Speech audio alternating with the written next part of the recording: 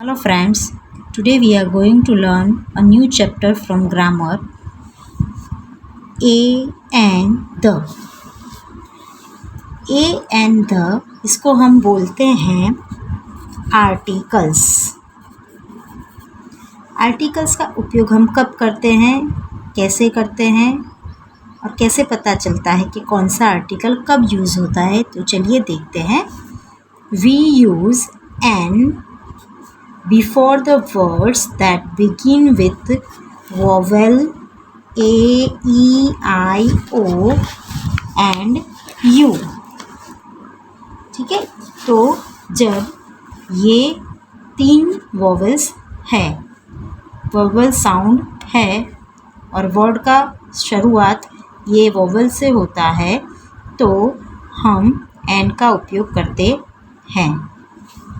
We use A before the words that begin with the consonant letters other than A, E, I, O, U sound। ठीक है, तो and का उपयोग हम कब करते हैं, जब word begin with vowel sound. ये जो वोवल्स है उसके साथ जो वर्ड साउंड शुरू होता है उसके आगे हम एंड का उपयोग करते हैं। और व्हेन वी यूज़ ए, तो ए का उपयोग ये वोवल के अलावा जितने लेटर्स हैं उसको हम बोलेंगे कॉन्सोनेंट्स। तो वो कॉन्सोनेंट साउंड से शुरू होता जो कोई वर्ड होगा उसके आगे हम लगाएंगे a. We use a and an with the nouns that are 1 in number. ठीक है, ए और एन हम नाउन्स के आगे भी यूज़ कर सकते हैं जो नंबर के 1 इन नंबर, जो एक नंबर में हो, मतलब सिंगुलर हो।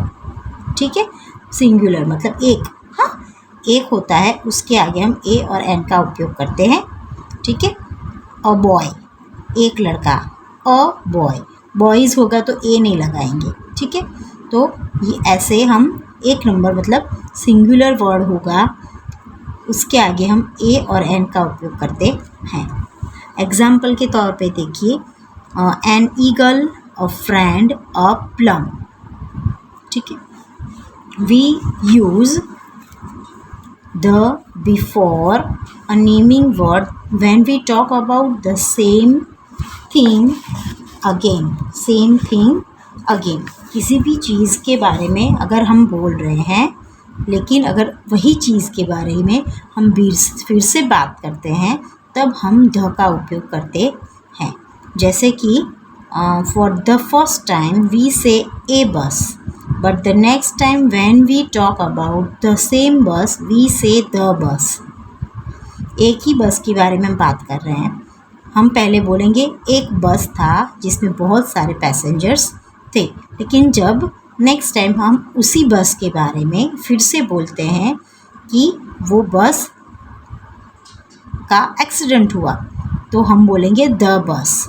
ठीक है, तो कोई भी थिंग, कोई भी चीज़, उसके बारे में हम एक बार बोलते हैं तब उसके आगे हम ए या एन लगाते हैं, लेकिन उसी चीज़ के बारे में अगर हम दूसरी बात करते हैं तब उसके आगे हम लगाते हैं the. We use the before names of things that are only one of their kinds. ठीक है, जो सिर्फ और सिर्फ दुनिया में सिर्फ एक ही है, उसके आगे हम द लगाते हैं। ठीक, only one of their kinds, उसमें से एक भी है, सन, द सन, तो एक सूरज है हमारे पास, द स्काई एक ही आकाश है। हाँ, 4-5 है क्या, 4-5 सूरज है नहीं। द मून है, तो जो एक ही है दुनिया में, तो उसके लिए हम द उपयोग करते हैं। अभी हम एक्सरसाइज देखते हैं। Fill in the blanks with the help of the given pictures and also use a, n और the accordingly। अभी हमें यहाँ पर ए और एन का उपयोग भी करना है और साथ में ये जो पिक्चर दिया है वो कौन सा पिक्चर है वो भी हमें लिखना है। तो ही इज़ यहाँ पे आएगा एन, क्योंकि हमारा ये जो है ओ है, old, an old man. He lives in a small hut। ये क्या है, हट, झोपड़ी।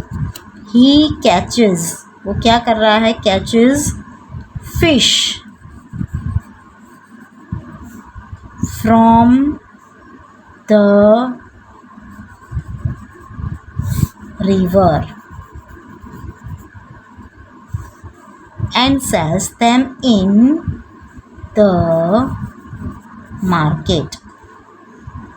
One day he catches a big fish. He is very happy. He thinks he will earn a lot of money. But to his surprise, the fish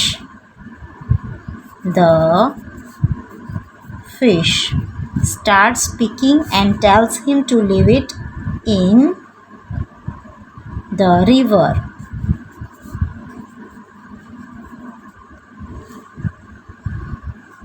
The man feels sorry for the fish and lets it go. ठीक है, तो हमें यहाँ पे एक story दी गई है जिसमें हमें एन और एन, ए और एन और द का उपयोग करना है। तो he is an old man, एक इंसान था। He lives in a small हट, एक झोपड़ी में वो रहता था। He catches fish from the river, वो जिस रिवर के किनारे रहता था वहाँ पे वो फिश पकड़ता था।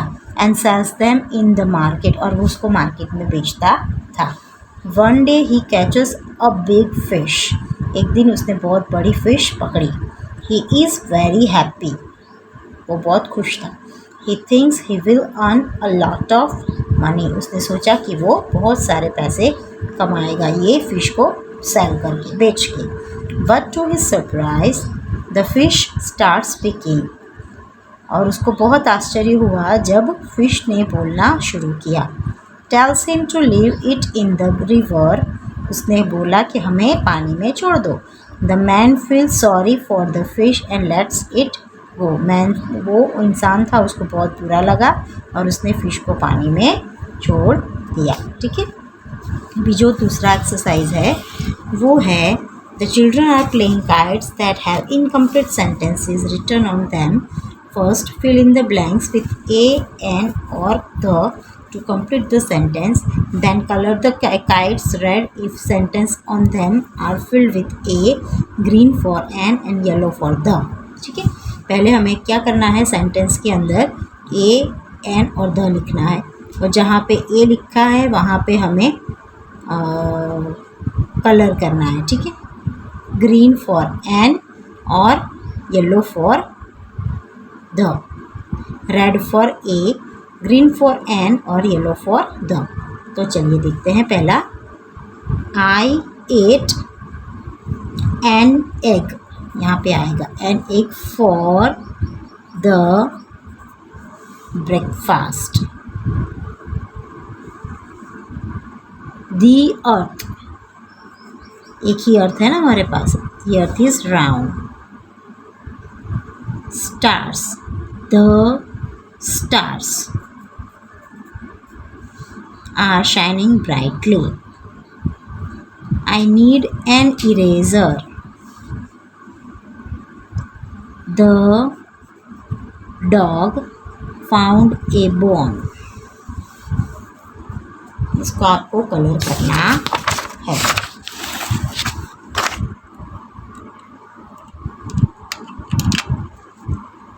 नेक्स्ट एक्सरसाइज में देखिए,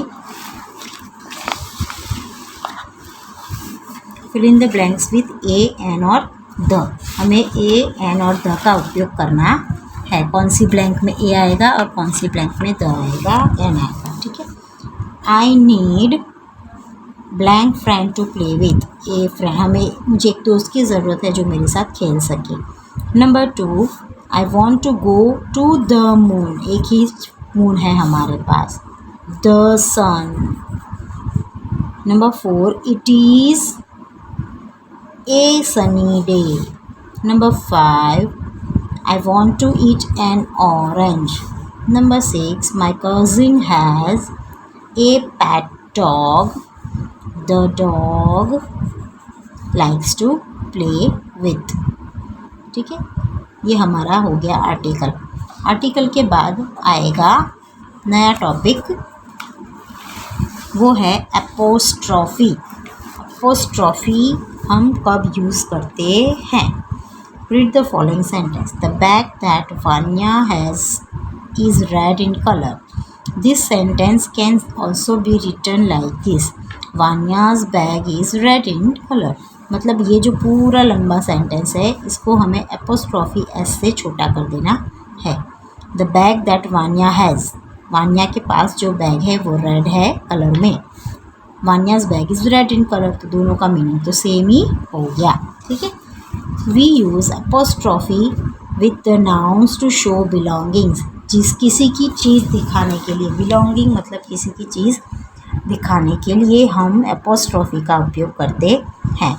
Look at the pictures and complete the following sentences. One is done for you. This is शुभ्रा's doll. ये शुभ्रा है और इसकी डॉल है। ठीक है, number 2, blank has ink spot.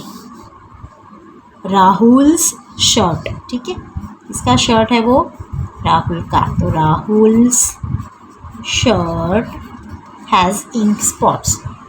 अमिता's father is a doctor. Amita के पापा डॉक्टर है।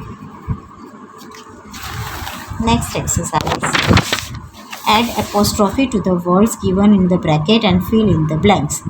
Blank brother is wearing a red shirt. Rahul's brother.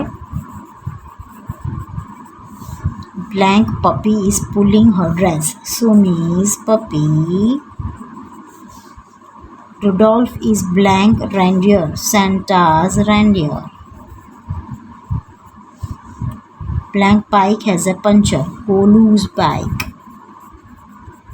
ठीक है, अब ये हो गया हमारा ग्रामर का टॉपिक ख़त्म। भी आपको ये पूरा वीडियो अच्छी तरह से देखना है, सारी चीज़ों को अच्छी तरह से समझना है, और इसमें जो भी दिया हुआ है उसको अच्छे से पढ़ना है, स्टडी करना है, और एक्सरसाइज सारी आपको मैं PDF बना के भेजूँगी, तो उसको आपको नोटबुक के अंदर अच्छी तरह से लिखना है। अगर आपको बुक में इस तरह से फिल करना है तो भी आप फिल कर सकते हो।